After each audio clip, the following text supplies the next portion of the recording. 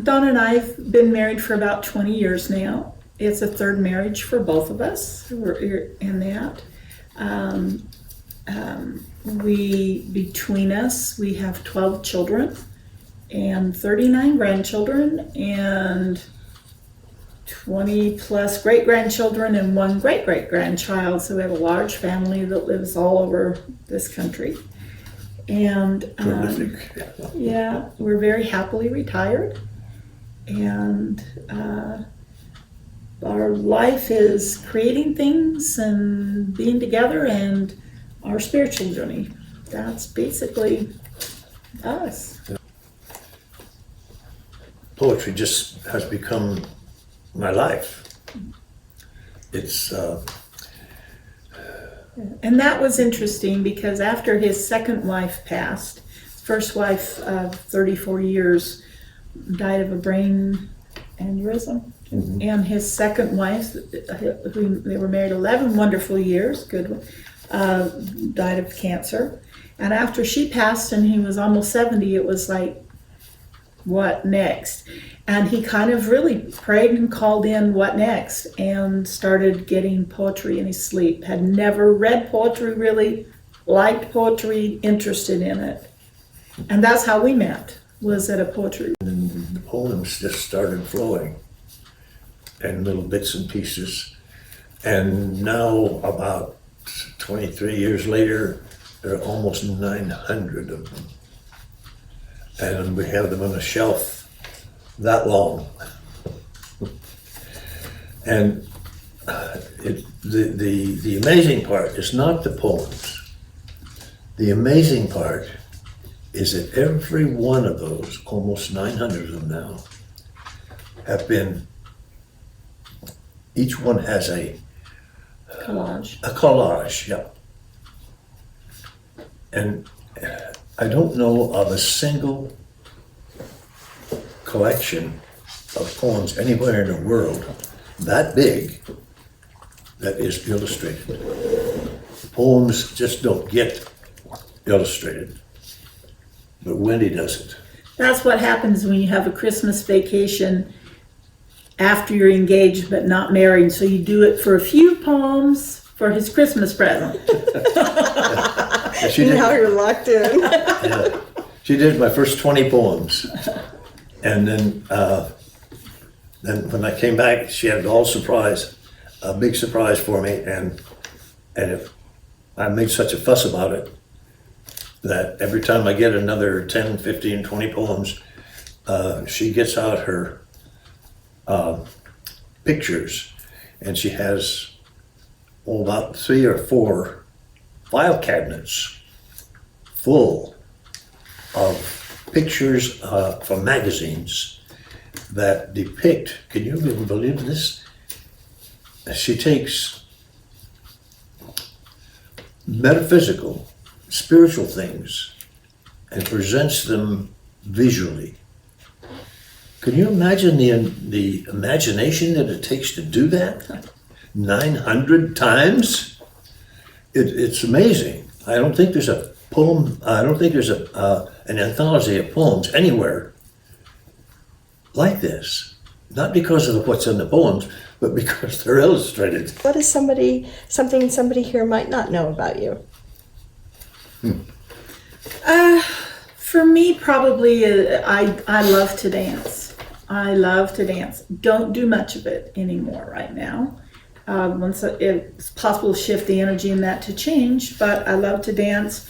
And actually, when I was in my 30s, my stepdad, who is my dad, and that we actually went to a dance together one time and won the whole contest for the whole dance. And Oh my gosh. And my funnest dance partner that I've ever had is him.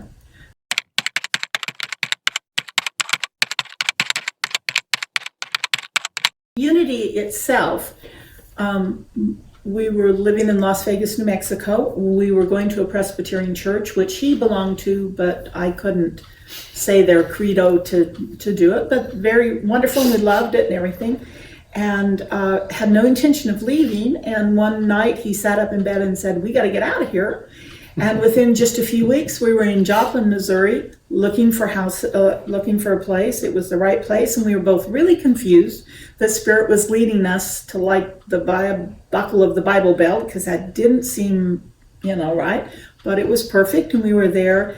And there we were going to the Presbyterian Church, and we saw a sign for Course in Miracles on the Unity Church. We had never really heard of Unity before, and we decided we wanted to look at that.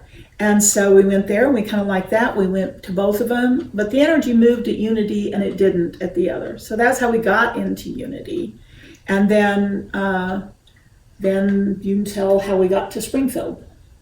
Yeah, we were there until 2011, and it had that big F5 tornado that just plowed a half mile through the town, and we were right on the edge of it. It just destroyed the house, and so they paid us for the house, and then we had enough to buy this one free of any encumbrance, and got to pocket the rest, and it led to financial security. And it was just a normal transition for us to come to Unity here. Okay, awesome. Yeah. And when we got here,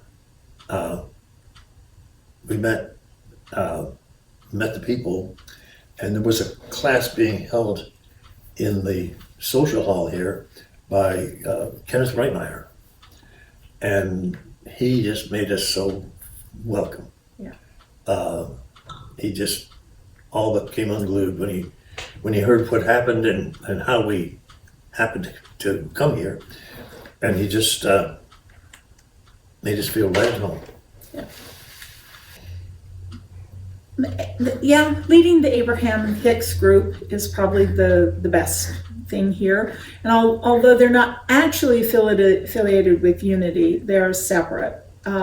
It's the same kind of principles, and it's what brought me into metaphysics to begin with.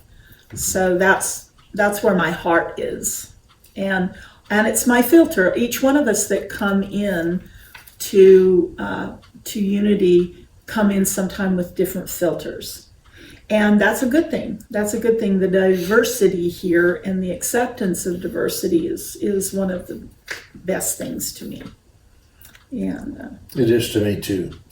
The openness to take people where they are and accept them where they are, because they could not possibly be any other way, because they've had a unique experience just like we have, and if we expect them to honor our experience and our perspective, it's only fair that we respect theirs and let them grow at their own pace, in their own way, not rushing them, but not discouraging them. If they seem to be going a different path than we're taking, it doesn't make any difference, because we're going to all be together. We're all one. And it's so easy when you think of it in that particular way, that it's hard for me to understand how anyone can see it differently. And that goes into the next question, and is really the favorite things about Unity in that. And to me, before I ever came to Unity, I already was on my metaphysical path, already was very strong in it, and practicing it and experiencing the changes in my life. So it didn't require Unity to do that, to teach me that, to give me that information. But what Unity did, and what Unity still does for me, is, you know what? When I was on my own, and I spent most of the time out in the desert alone with my dog, I was the best practitioner of metaphysical spirit. I was way up there with Jesus and Gandhi, and I was so evolved. And there's nothing like coming down into the world around people to see how truly evolved you are. And the whole world is the place where we we practice and grow, and we see where we are, and we see, it's like what metaphysics teaches, as within, so without. And so when my world starts to become chaotic and unhappy and miserable, it's just because my insides have become there. But unity, it's a little gentler place to practice with people who are at least somewhat on the same path, somewhat there. And again, this goes back into the other one about accepting and everything. And I would love to say, I'm so accepting of everybody. But you know what? It comes and it goes. And then I start to find out something I'm afraid of, or some idea about myself, or some belief that I've held about life and about those guys, or, and it's like I feel like I'm back in kindergarten again, starting all over, figuring it out again in that area where I have, most of the time it's areas that I've really based my identity on, that sometimes I have to break it all down and start rebuilding again. It's a place for people to open their mind, because it's surprising how many people walk around the world not knowing who God is, not knowing really who they are, and not knowing our relationship to God. It's the pie in the sky, man in the air, looking down judgmentally and all that sort of stuff, and it's not even close. That idea is not even close. When we realize that God is inside, and that's the place to look to find the answers.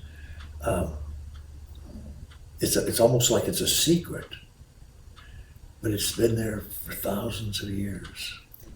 That's the beginning. Yeah, and that's what this church really tries to get people to see. I don't see enough to suit me of metaphysically talking about this sort of thing.